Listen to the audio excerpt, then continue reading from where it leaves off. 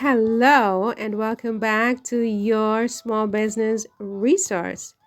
Today, I wanted to talk about YouTube. It's a subject that I'm not at all an expert at, but I have certainly been doing my research from time to time, trying to look at what the experts are saying would be the best strategies, best practices to get more subscribers and be more successful on YouTube.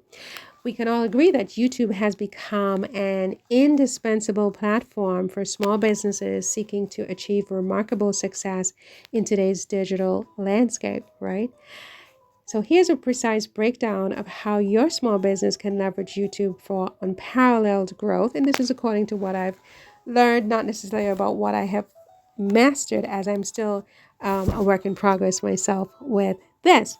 So, with that in mind, with that disclaimer in mind, I'm not an expert, but it's what I've learned and it's what I'm sharing with you. So, do as I say, not as I do necessarily, because I break the rules all the time. Here we go. Number one is content is king. So it means that you need to produce high quality, engaging content that adds value to your target audience's lives. Otherwise, you can't succeed on YouTube. Okay.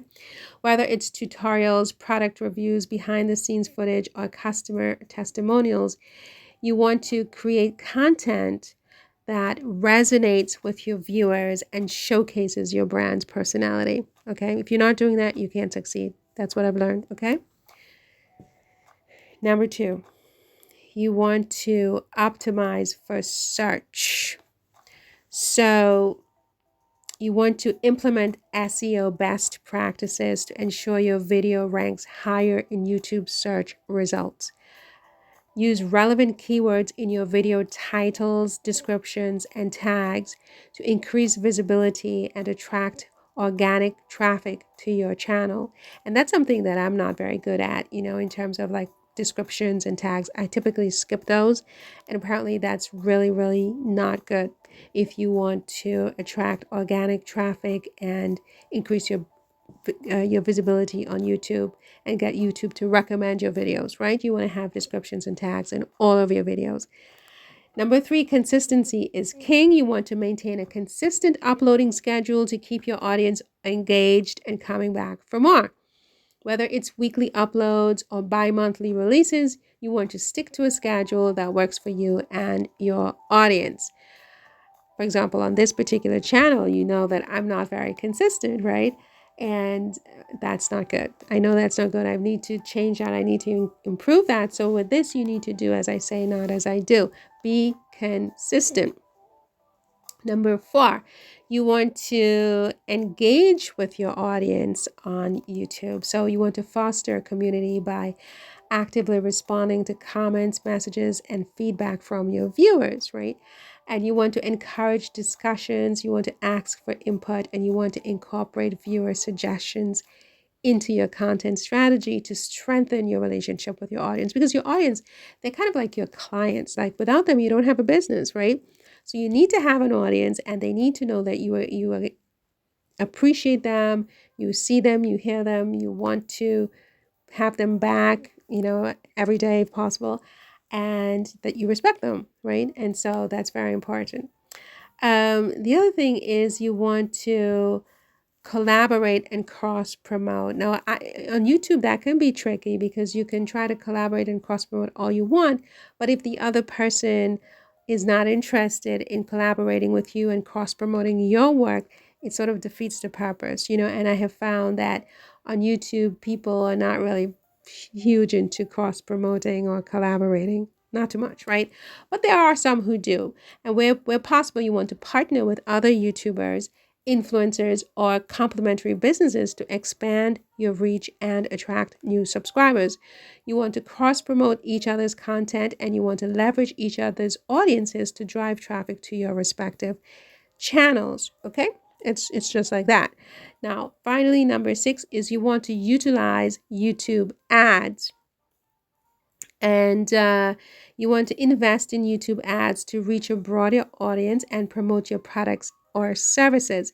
Whether it's in-stream ads, bumper ads, or display ads, YouTube offers various advertising options to suit your business goals and budgets. And that's true. I mean, you can get ads as cheap as $5, and I mean, yeah, that it I found them to be somewhat effective, depending on how you do it, depending on how you do it. Now, again, if there's any one takeaway that I can leave you with, is that you need to have good content that people keep coming back for more. Content indeed is the king, it's the queen, okay? Again, produce high quality, engaging content that adds value to your target audience's lives, right?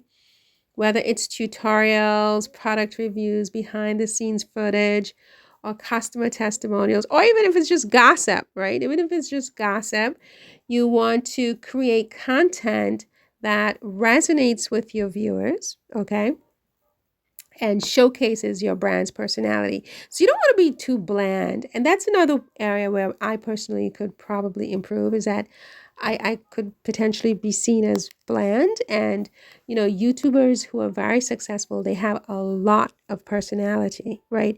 When you go to their channels, you're going for the content, yes, but also for the way that they deliver the content, okay? So you want to really think about that and think about how you can showcase your brand's personality, because if your brand doesn't have personality, you're not going to succeed on YouTube. Okay, I think that's it for this one. It has been my pleasure to speak with you. If you're not subscribing, I would love it if you subscribe to this channel so that I can be encouraged to keep going out there and getting information for you to help you to succeed, right? Yeah, so hit the subscribe button, hit the notification bell, give me the thumbs up, share the content with your friends and your colleagues, okay? And yeah, let's start a whole community over here of entrepreneurs, solopreneurs, mompreneurs, the works, micropreneurs, all of that, right? People trying to do their thing, on the side, and people, no nomadic people with their laptop working from the coffee shops and the parks and from the dining table. That's who we are talking to. Okay, so see you in the next one. Bye.